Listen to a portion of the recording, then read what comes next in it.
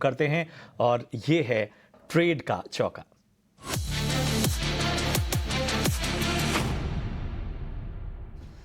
तो सबसे पहले विनय जी, मैं आपके पास आऊंगा। गुड आफ्टरनून, बताइए आज आपकी नजर कहाँ है? जी, मेरी नज़र शॉर्ट साइड पे है, तो एचपीसीएल पहला काउंटर एक ऑयल मार्केटिंग कंपनी है और प्लस पीएसयू कंपनी है। और ऑयल मार्केटिंग कंपनीज़ में हम देख रहे हैं कि लगातार थोड़ा प्रेशर जारी है, तो overall PSU as a sector also is facing selling pressure. तो मुझे लग रहा है ये कंसोलिडेशन में से ब्रेकडाउन है एचपीसीएल में, और आने वाले दिनों में हम एचपीसीएल में फर्दर सेल ऑफ देख सकते हैं। तो एचपीसीएल का नवंबर का फ्यूचर शॉर्ट्स करने की सलाह दूँगा, जो 247.50 पे ट्रेड कर रहा है। 253 का मैं सजेस्ट करूँगा स्टॉप लॉस, और डाउनसाइड में 238 का टारगेट हम एक्सपेक्ट कर सकते हैं। तो और जो सेकंड पिक है मेरी ग्लेनमार्क फार्मा है। फार्मा स्पेस में भी आज प्रॉफिट बुकिंग हमने देखी है। तो ग्लेनमार्क फार्मा ने भी एक कल की सेलिंग के बाद एक फॉलो अप सेलिंग दिखाई है। तो ग्लेनमार्क का नवंबर फ्यूचर में शॉर्ट करने की सलाह दूँगा 750 751 के करीबन। 772 का स्टॉप लॉस मैं रिकमेंड करूँगा, और डाउनसाइड में 725 का टारगेट रखना चाहिए। ठीक है, तो दो कॉल्स आती हुई विनय की तरफ से और दोनों ही सेल साइड की रिकमेंडेशंस एचपीसीएल और ग्लेनमार्क फार्मा पे। यहाँ पे बेयरिश नजरिया है, फ्यूचर्स के जरिए भी आप यहाँ पे ट्रेड कर सकते हैं। पर अक्षय, अब आपसे जानेंगे, बताइए कौन से स्टॉक्स आपके रडार पे हैं? जी सृष्टि जी, मेरे भी जो दो स्टॉक्स रडार पे है वो शॉर्ट की तरफ है। बाजार में काफी अनवाइंडिंग का प्रेशर देखने को मिल रहा है स्टॉक्स में। तो स्टॉक्स मैंने जो चुना है शॉर्ट की तरफ, पहला है बीईएल, भारत इलेक्ट्रॉनिक्स। 5 हफ्ते का लो तोड़ा है आज के ट्रेडिंग सेशन में। तो एक बेरिश सेटअप है टेक्निकल्स पे, काफी अनवाइंडिंग का प्रेशर दिख रहा है डेरिवेटिव्स में। तो शॉर्ट करके चले B L at the current rate. Futures में शॉर्ट करें, नवंबर एक्सपायरी के लिए शॉर्ट करें आप। इसमें आप टारगेट बनाइए 123, एक्सटेंडेड टारगेट 120, स्टॉप लॉस बनाइए 134 का ये ट्रेड में।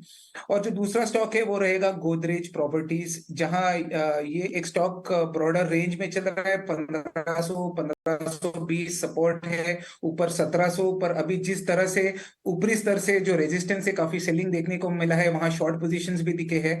तो ये जो थोड़ा सा जो वीकनेस का दौर है, शायद lower end of the support base 1500 तक कंटिन्यू हो जाए।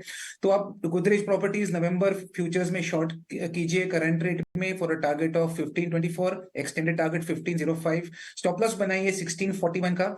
तो दोनों तरफ मेरे हिसाब से वीकनेस कंटिन्यू रहेगा बाजार में। स्टॉक्स में भी काफी सेलिंग प्रेशर अगले 1-2 दिन में रहनी चाहिए।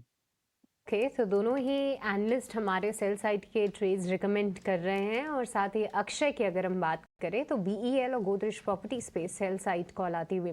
पर इस बीच कुछ नतीजों का रुख करेंगे। और ड्रीम फोक्स के नंबर्स आए हैं, जहां पे कंपनी की आय अगर साल दर साल देखें तो 65% बढ़ती हुई नजर आई है।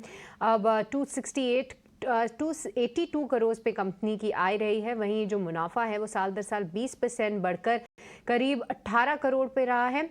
EBITDA में भी करीब 21% का इजाफा हुआ है। पर मार्जिन्स में गिरावट ज़रूर हमने देखी है। 11.7% से घटकर 8.6% पे कंपनी के मार्जिन्स रहे हैं। तो मिले जुले नतीजे कहेंगे, पर गिरते बाजार में भी स्टॉक अपने आप को हरे निशान में होल्ड करने में फिलहाल कायम है। और विनय, एक बार chart check quickly Dream Folks पे, क्या कुछ ट्रेड दिख रहा है? क्या नतीजों के बाद, जो कि ठीक ठाक बोले जाएंगे, क्या यहाँ पे जिन इन्वेस्टर्स के पास ऑलरेडी है कुछ प्रॉफिट बुकिंग की राय देंगे आप?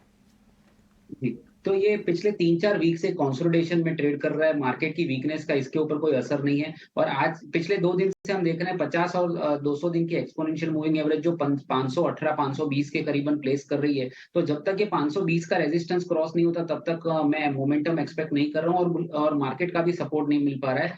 तो ट्रेडर्स के लिए ये सलाह रहेगी कि आज का जो लो है 476, वो ट्रेडिंग स्टॉप लॉस रखिए। ओवरऑल ये स्टॉक पिछले 4 वीक से कंसोलिडेशन में, कोई मोमेंटम नहीं है, और जैसे मैंने बताया 520 क्रॉस करेगा तो इसमें मोमेंटम पॉसिबल है ऑन दी अपसाइड।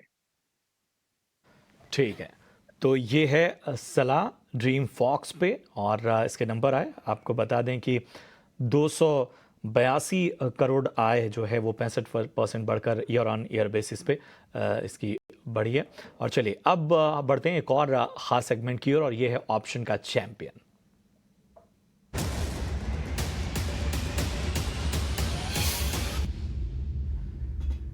और तनिषा एकेडमी के नितलेश पावस्कर साहब हमारे साथ जुड़ चुके हैं। नितलेश, बताएं आज आपकी ऑप्शन की रणनीति क्या है?